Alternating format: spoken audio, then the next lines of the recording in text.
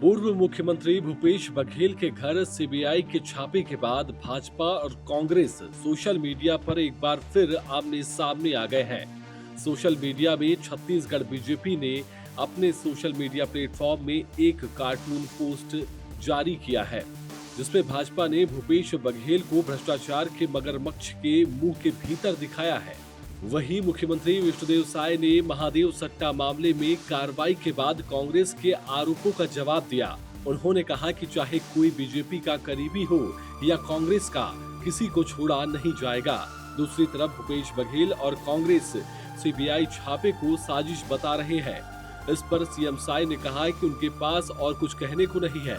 मुझे जहां तक जानकारी है, महादेव सट्टा ऐप मामले पर जांच हो रही है।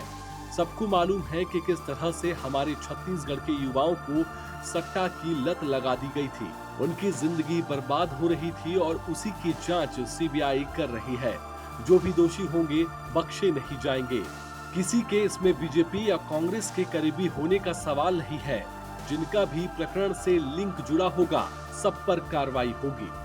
वहीं सीबीआई की कार्रवाई पर पूर्व सीएम ने कहा कि सुना है कि मेरे रायपुर के शासकीय आवास में सीबीआई टीम पहुंची थी। मुझे इसकी कोई भी सूचना नहीं दी गई। न ही भिलाई निवास में आए सीबीआई अधिकारियों ने मुझे इसकी सूचना दी। मेरी अनुपस्थिति में मेरे शासकीय आवास में बिना मुझे सूचना दिए प्रवेश करना पूरी तरह गलत है। बघेल ने आगे कहा कि भाजपा अब सीबीआई के माध्यम से कोई षड्यंत्र रच रही है।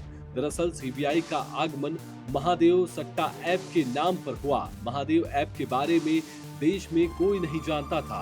उन्होंने कहा कि मुख्यमंत्री रहते कांग्रेस सरकार में ही 74 एफआईआर दर्ज हुई है, 200 से अधिक गिरफ्तारी हुई है, 2000 से अधिक बैंक खाते सीज किए गए हैं। हमारी सरकार में ही गूगल को पत्र लिखकर प्ले स्टोर से इस ऐप को हटाया गया।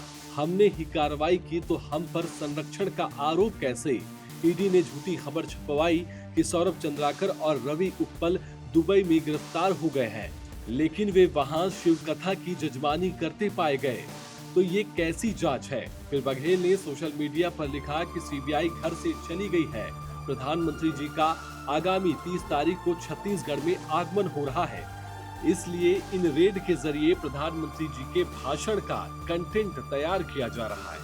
कांग्रेस बोली, बीजेपी ने अब सीबीआई पीछे छोड़ी।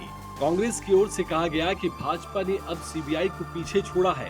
तमाम फर्जी कार्रवाई और ईडी के दुरुपयोग पर भी हताशा हाथ लगने के बाद अब भाजपा के इशारों पर सीबीआई पूर्व मुख्यमंत्री, कांग्रेस राष्ट्रीय महासचिव भूपेश बघेल और विधायक कांग्रेस राष्ट्रीय सचिव देवेंद्र यादव के घर पर सुबह से जमी हुई है। भाजपा ने भी किया पलटवार।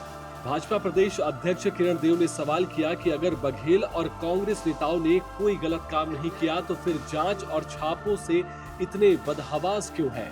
इससे पहले ईडी द्वारा की गई जांच को लेकर भी कांग्रेस ने अमर्यादित आचरण करते हुए जांच एजेंसी के अफसरों पर हमला तक किया था।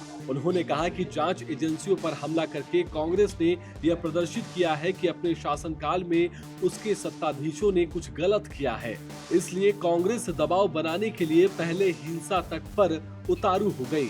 किरण देव ने कहा कि भूपेश सरकार के कार्यकाल में कांग्रेस के विधायक, मंत्री तक अफसरों की कार्य प्रणाली पर लगातार सवाल उठाते रहे, उनके भ्रष्ट कारनामों को उजागर करते रहे, लेकिन तत्कालीन मुख्यमंत्री बघेल उन्हीं अफसरों को शह देने में लगे रहे।